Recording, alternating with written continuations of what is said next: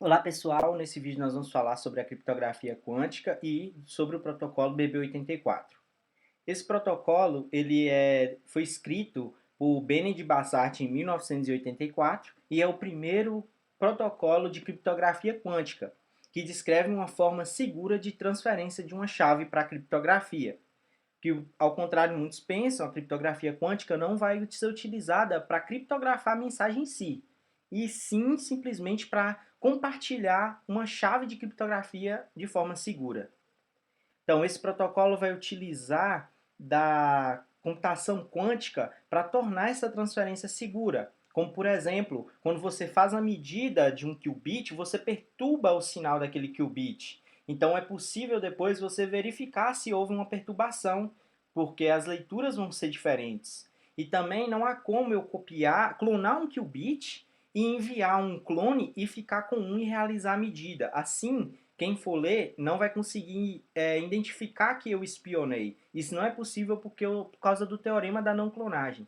Se eu tentar clonar um qubit para tentar fazer uma medida sem ninguém me perceber, isso não vai funcionar porque não é possível. Então, esse método vai funcionar da seguinte forma. Nós vamos ter duas bases. Essas bases que estão aqui são só por exemplo de uma aplicação em fótons. Você teria, por exemplo, a base retilínea, que é esse mais, e a base diagonal. Então, a base retilínea, nós teríamos aqui vertical a 0 graus para cat 0 e 90 graus horizontal aqui para cat 1. E na diagonal nós teríamos 45 graus aqui e 135 graus aqui. O que seria essas setas? Seriam seus polarizadores. Isso quer dizer o seguinte, se eu enviar um qubit usando uma base, por exemplo, a retilínea, eu envio o qubit usando a base retilínea e meço depois esse qubit utilizando a base retilínea, eu vou ter exatamente a mesma medida, porque o fóton, nesse caso, vai passar pelo polarizador, porque ele é da mesma base que foi do que foi enviado. Então você consegue configurar essas bases utilizando polarizadores em fótons.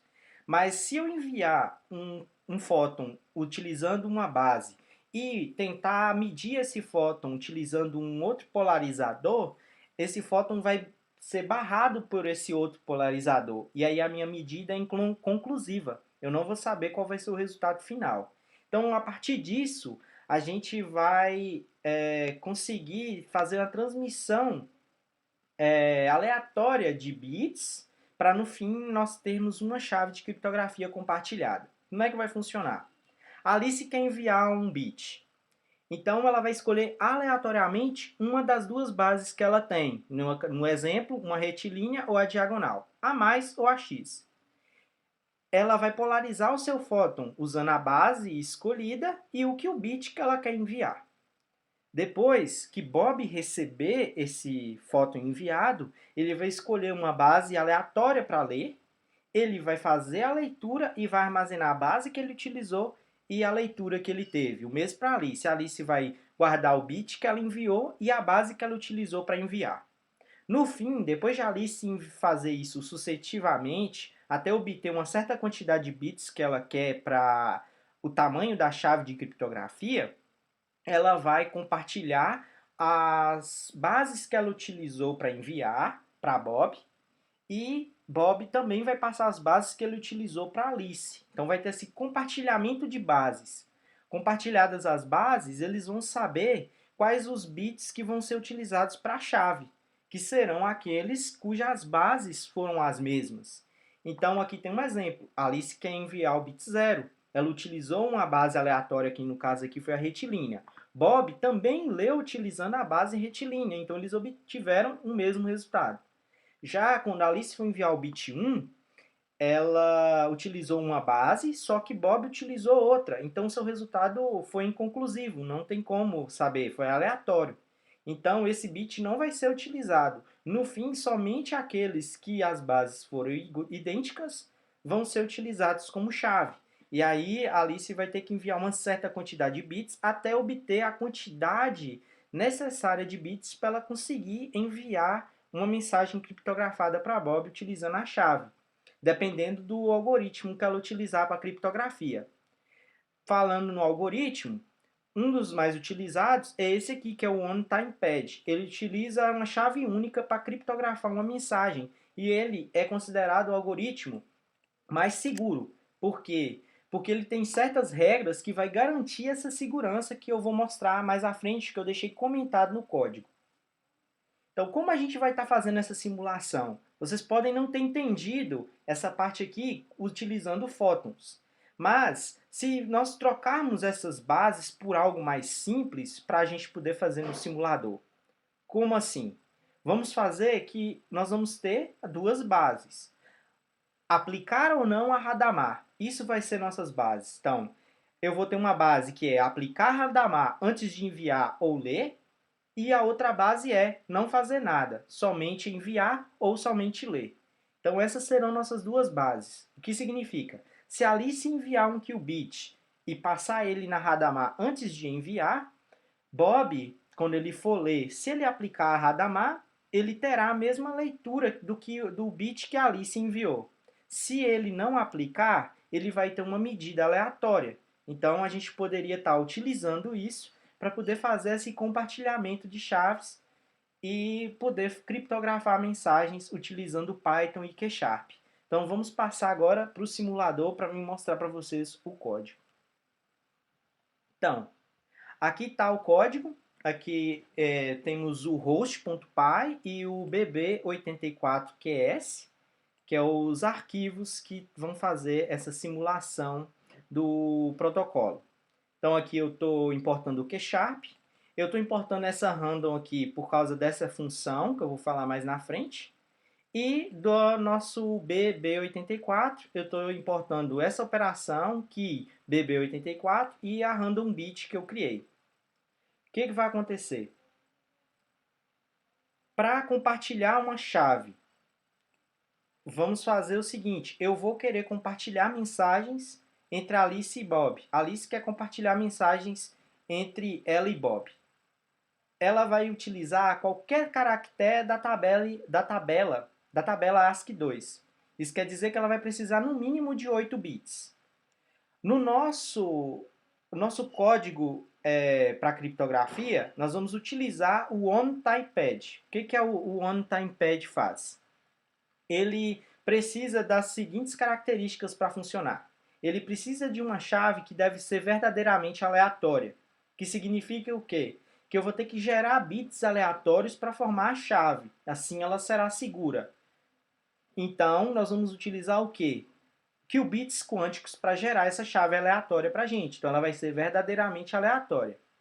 Segundo, a chave tem que ter pelo menos o tamanho do texto sem formatação, o que significa que a gente vai utilizar toda a tabela ASCII. Então, nós vamos precisar de 8 bits ou mais para poder fazer a criptografia. A chave ela nunca deve ser reutilizada no todo ou em parte. Significa o quê? Que a cada um dos caracteres que a gente vai enviar, a gente vai estar utilizando uma chave diferente. Isso vai dificultar a descriptografia por espiões. E também ela deve ser mantida em um local completamente em segredo. Isso é no caso se a gente fosse anotar a chave ou guardá-la em algum lugar. Mas não, a gente utiliza a chave e descarta ela logo depois da transmissão. É assim que o OneTimePad funciona. Se isso respeitado, nossa mensagem vai ser 100% segura para ser enviada. Então, como a gente vai fazer isso? Eu vou enviar 16 bits para Bob, porque eu quero ter pelo menos 8. Pode acontecer de que Bob não acerte nenhuma das bases. Então eu vou ter que repetir o processo até conseguir. Para garantir que ele tenha mais chance de acertar, eu vou utilizar 16 bits para enviar. Isso quer dizer que no futuro eu vou precisar de 16 qubits para estar podendo fazer a configuração e enviando para Bob todos esses bits que eu vou gerar. O que eu vou precisar aqui? Eu estou gerando aqui usando random bits. O que é esses qubits random bits? Eu vou usar um qubit para estar gerando cada um dos bits aleatórios. Então, esses qubits aqui serão os qubits da chave de criptografia de Alice. Então, aqueles primeiros qubits que a Alice quer enviar. Depois aqui, esses Alice B seria a base de criptografia de Alice, que significa a base que ela vai utilizar, se ela vai utilizar Hadamard sim ou não. Então, se o bit for 1, ela vai utilizar Hadamard. Se for 0, ela não vai utilizar. Então, eu vou estar gerando esses bits aqui aleatórios já de início para estar configurando depois. E para Bob a mesma coisa. Se Bob vai utilizar ou não a Hadamard para poder fazer a leitura. E aí aqui eu já chamo o BB84 para estar gerando uma chave. E aí aqui no fim eu pego cada um dos caracteres dessa chave e junto em uma única string para formar uma chave binária de criptografia. Então é isso. Eu gero aqui os bits que a Alice quer enviar, a base que ela vai utilizar é a base de Bob, os bits de base, se ela vai utilizar ou não, e Bob também. E aqui eu passo esses bits que a Alice quer enviar, a base dela, a base de Bob, e o tamanho, que é 16. Ok? Então aqui no Q Sharp, aqui está a random bit, que ele gera um bit aleatório. É aqui, eu uso um qubit para isso. E aí aqui embaixo eu tenho o protocolo BB84. Eu vou receber um vetor de inteiros com os bits de Alice, com os bits de sim ou não uso dos bits de base de Alice, os bits de base de Bob, também é um vetor de inteiro, e o tamanho desses vetores que eu vou receber. E no final eu vou retornar uma chave de criptografia compartilhada. Eu aloco aqui os n qubits para poder fazer a transmissão. E aqui eu já começo, a Alice Apply vai fazer a aplicação da base ou não nos qubits para enviar. Vamos dar uma olhada aqui. Aqui, a Alice vai pegar cada um dos qubits e vai configurá-los para o bit que ela quer e depois se ela vai utilizar ou não a base. Então, se o bit que ela quer enviar for 1, então eu faço uma NOT no meu qubit, porque os qubits, quando eu aloco, todos estão em cat 0. Se eu quero enviar 1, eu coloco uma NOT, que aí o qubit de cat 0 ele vai ser cat 1. Então ele vai estar configurado corretamente para o bit que a Alice quer enviar para Bob. Ok? E logo depois eu verifico se na base ela vai ou não utilizar Hadamard. Se for 1, então ela vai utilizar Hadamard e eu aplico a Hadamard naquele qubit.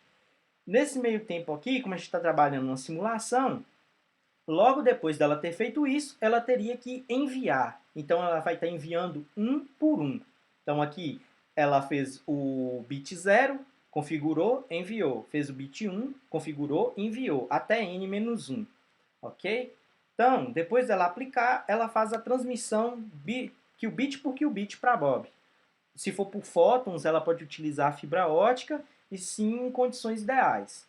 Né? Não pode ter interferências, né? Os equipamentos têm que ter uma certa precisão, funcionar bem, e assim ela vai conseguir enviar para a Bob utilizando fibra ótica. Então, ela aplicou a base e enviou para Bob. O que Bob vai fazer aqui? Ele vai ler. Como é que Bob vai fazer essa leitura? Ele vai utilizar os bits de base. Aqui eu criei um vetor do tipo result, para ele para poder estar armazenando as leituras, já que eu já tenho as bases já armazenadas. Então eu vou receber esses qubits e vou verificar. O bit de base de Bob, ele é para usar a base ou não? Se for 1, eu vou utilizar a base. Então aplica Hadamard e logo depois eu faço a medida. Se for 0, eu não faço nada e simplesmente vou fazer a medida. O que é essa estrutura aqui?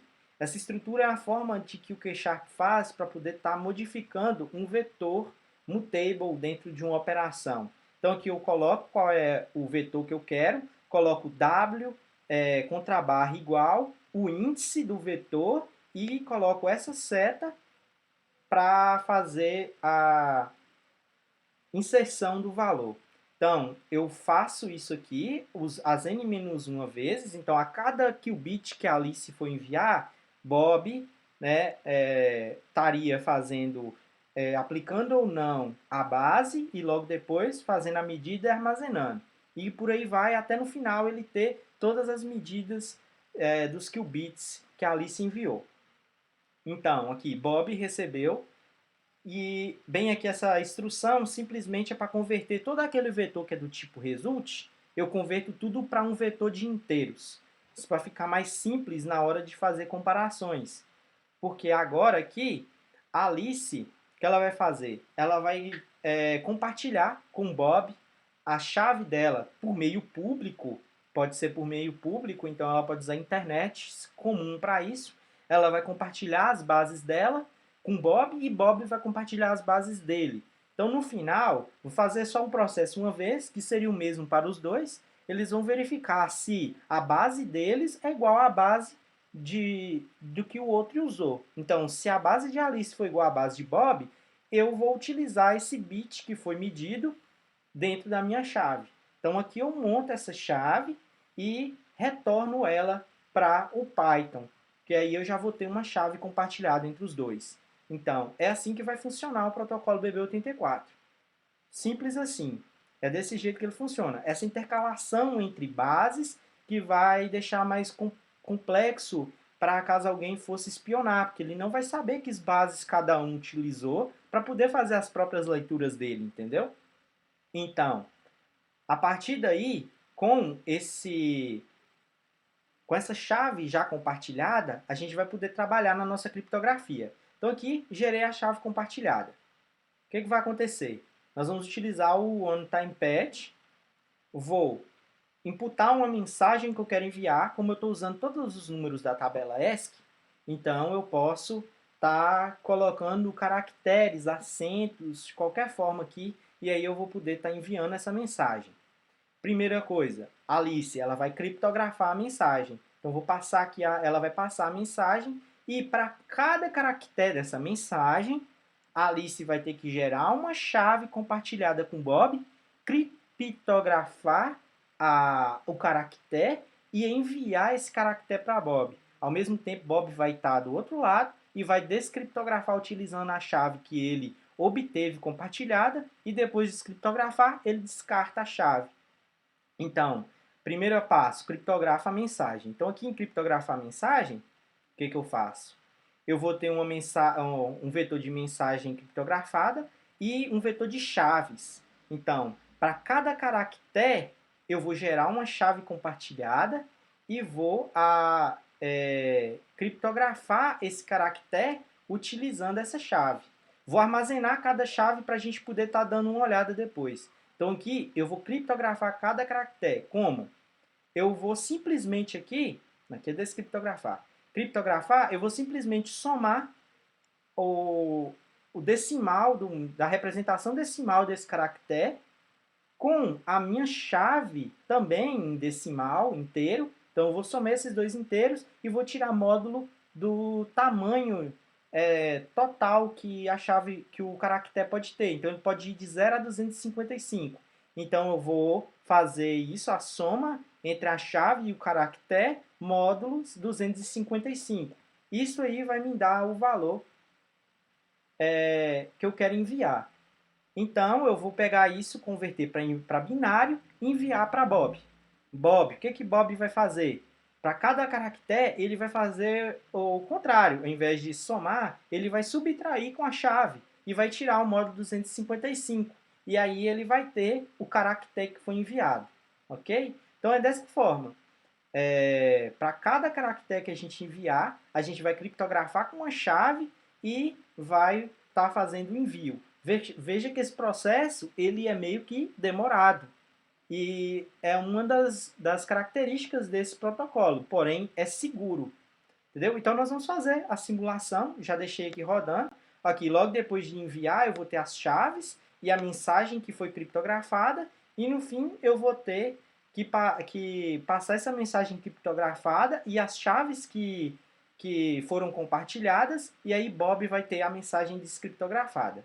Então aqui, por exemplo, uma mensagem para enviar, olá, mundo, por exemplo. Ali a mensagem, olá, mundo, cada caractere. E aí agora é só aguardar para fazer todos os qubits e para cada caractere fazer a criptografia e enviar. Então vou esperar um pouco para ver. Olha aí, já retornou para mim. Então tá vendo aqui? Todas as chaves que foram utilizadas, de 8 bits ou mais, aqui, e a mensagem depois, o Olá Mundo, depois de criptografado, como é que ele foi enviado, e aqui, depois dele ser descriptografado por Bob, como ele recebeu a mensagem. Então é assim, espero que vocês tenham entendido, mas é assim que funciona o protocolo BB84. Outro protocolo que vocês poderiam estar pesquisando é o K91, o ERCAT 91. Esse ele já não utiliza essa questão de bases de criptografia. Ele vai utilizar do teleporte quântico para estar compartilhando um qubit emaranhado entre Alice e Bob, e assim não vai ser possível os espiões estarem fazendo medidas entre a transmissão para poder estar decifrando a mensagem sem serem percebidos. Então, esse é o vídeo, espero que vocês tenham gostado e entendido. E na descrição eu vou deixar todo o material e artigos relacionados para vocês estarem aprofundando melhor.